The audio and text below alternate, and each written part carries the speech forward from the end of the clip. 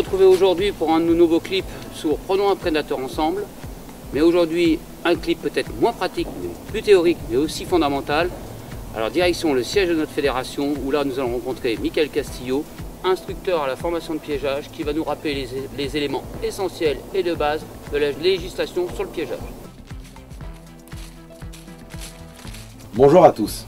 Aujourd'hui sur ce clip, nous allons aborder les points essentiels au niveau de la législation du piégeage. Mais tout d'abord, ce qu'il est important de savoir, c'est que le futur piégeur agréé a l'obligation de venir passer 2 jours de formation au sein de sa fédération des chasseurs, où là par contre, il verra l'ensemble de la législation du piégeage.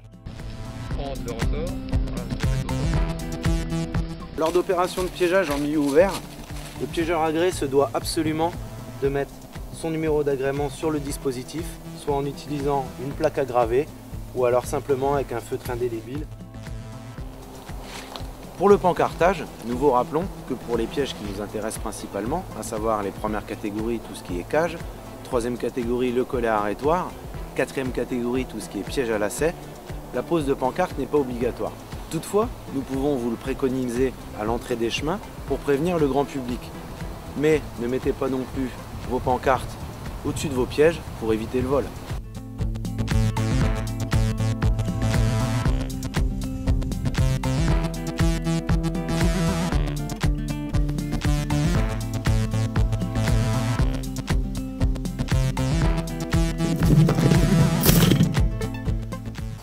Nous vous rappelons également qu'hormis les pièges de première catégorie, le piégeur agréé a l'obligation d'utiliser des pièges homologués.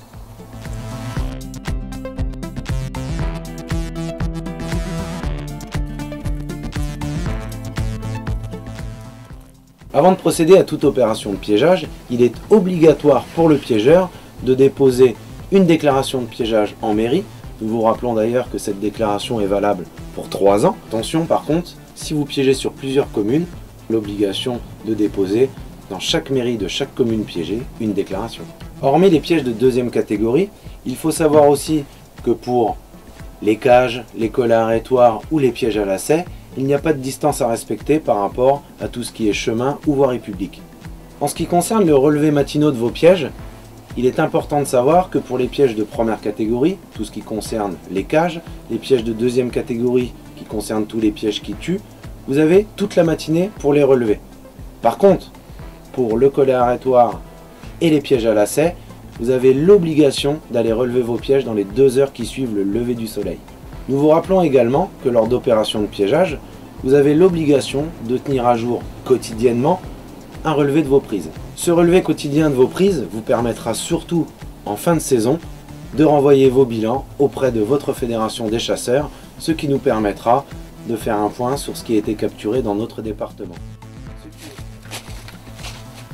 Voilà, c'en est terminé avec la rubrique Prenons un prédateur ensemble. J'espère que vous avez apprécié. Je tenais tout d'abord à remercier Claude Ferraud pour son animation sur la rubrique et toute la technique qu'il a pu apporter pour cette rubrique Prenons un prédateur ensemble. Je tenais simplement à préciser que tous les conseils donnés, toutes les techniques de piège utilisées sur cette rubrique ne sont que des préconisations. Il ne reste plus qu'à vous souhaiter une excellente année cynégétique 2019 et quant à nous, on se retrouve dans de futures et nouvelles rubriques.